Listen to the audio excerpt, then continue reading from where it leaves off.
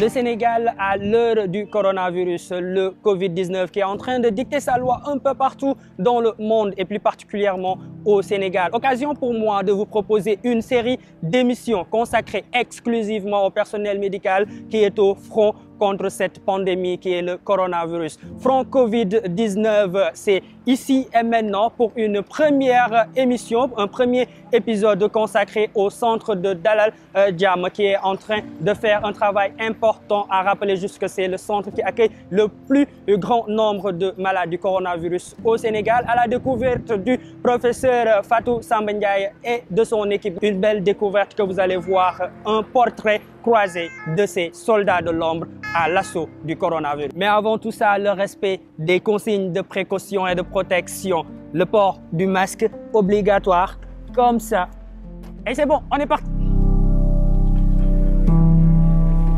Nous allons découvrir tout à l'heure le personnel médical engagé ici au centre de traitement de la maladie du coronavirus, ici au centre de Dalal Jamm à Guédiawaye. C'est ici dans le desk. Merci. Wow.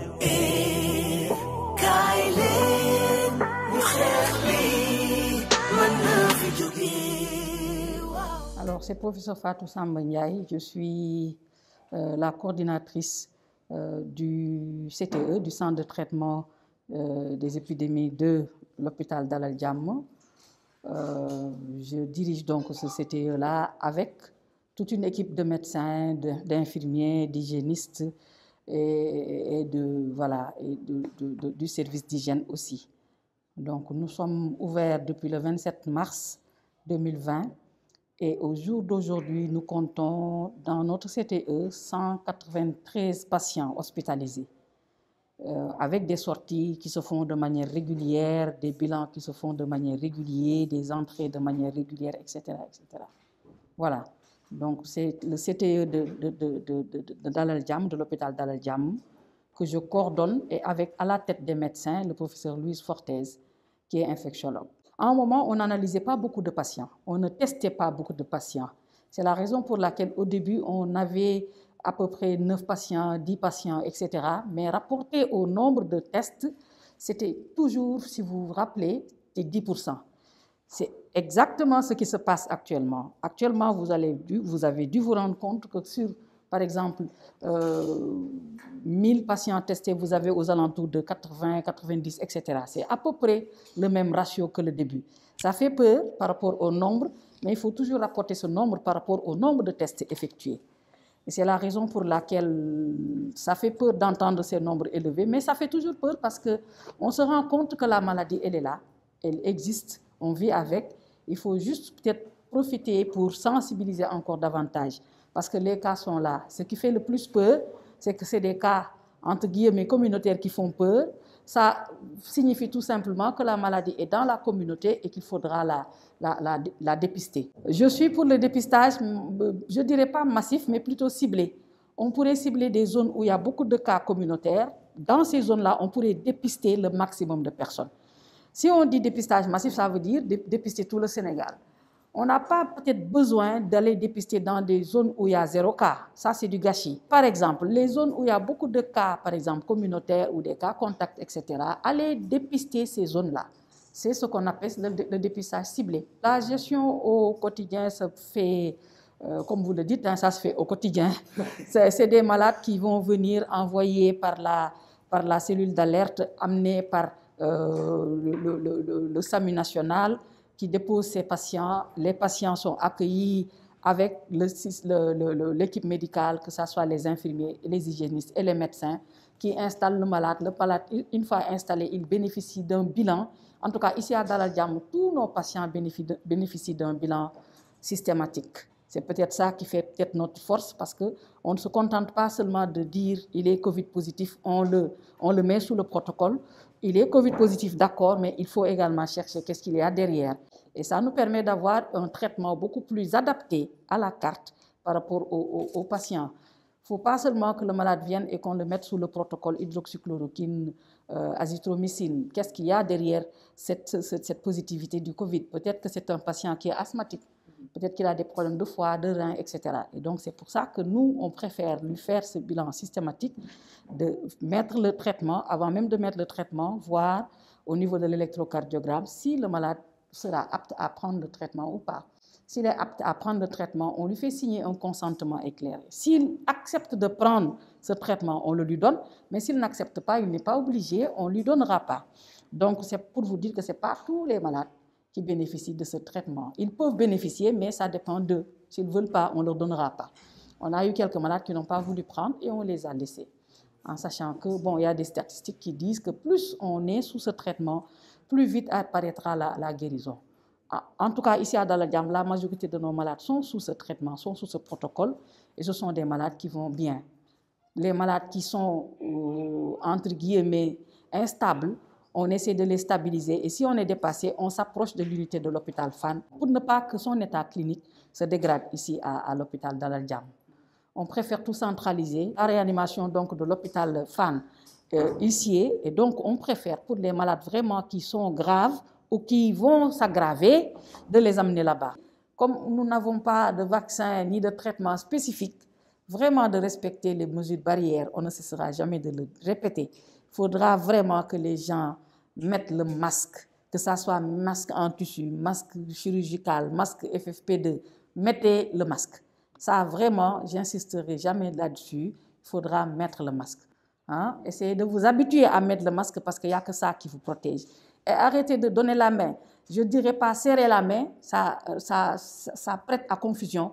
Il faut arrêter de donner la main. Si on dit serrer la main, on peut donner sans serrer. Mais arrêtez carrément de donner la main, la distanciation sociale ou physique, comme vous voulez. En tout cas, laissez au moins 1 mètre entre 2 personnes parce qu'on ne sait pas finalement qui est qui. On ne sait pas qui est infecté, qui ne l'est pas. En attendant qu'on ait une vaccination ou des médicaments spécifiques ou qu'on parviennent à guérir complètement la maladie ou à l'éradiquer, mais il faudra pour le moment respecter ces mesures de distanciation sociale et de protection individuelle. Salam alaikum wa rahmatullah. maa ngi tudd Serigne Abdou Khoudoss Mbacké jiite ambulancier hôpital Dalal Jamm. Donc suñu liggéey actuellement ni mooy yóbbu avant doon nañu yóbbu malade yi nga xam ne avant ñu def fi centre doon nañ jël malade yi nga xam ne ñoo am fi doon yóbbu Diamniadio. Mais comme léegi nii centre la yóbbootuñu ay malade mais ñu ngi yóbbu prélèvement yi chaque jour di dem comme ni ko professeur waxee daal ñoo ngi ci liggéey bi ci côté yëpp ñoo yóbbu prélèvement yi ñoo yóbbu patients yi ñi dund ak ñi dee. waaw léegi buñ koy jël prélèvement yi nii médecins yi ñoo dugg ci biir jël ko dugal ko ci sachet bi après ñu désinfecté kii ba mu egg jël ko jox ñi ak papier yi jox ñu yóbbu Pasteur buñ àggee Pasteur aussi dañuy àggaat teg am na ñeneen ñoo xam ñooy génn. ñooy jël ko dugal ko génne ko joxaat ñu kii bi ñu ñibbisi. Moi c'est docteur El Hadj Daouda Niang, donc interne des hôpitaux. En même temps je suis membre de l'équipe donc de l'unité Covid et je suis le médecin senior donc de l'équipe 4. Il y a un travail d'équipe, donc la coordination elle est parfaite et la manière dont nous tournons donc ça permet autant pour moi donc de bien gérer les malades. Et donc on s'est répartis en différentes équipes, donc une équipe formée donc de personnel médical. Il y a aussi le service d'hygiène et donc les maintenanciers. Avec des rotations bien définies, donc on a fait une répartition de 5 équipes. Donc ce qui fait donc que la rotation est bien déroulée et on n'aura pas de gap sur la prise en charge des malades. Nous vous exhortons, la population sénégalaise, vraiment de respecter les mesures de barrière. Les mesures de barrière, porter des masques comme vous le voyez. Alors il faut ne pas donner la main, il faut se laver tout le temps. Respecter la distanciation sociale, on ne va pas cesser de le dire. Ce sont les mesures barrières. Actuellement, il n'y a pas un traitement spécifique bien défini. Bien vrai que les essais sont en cours, mais la prévention prime.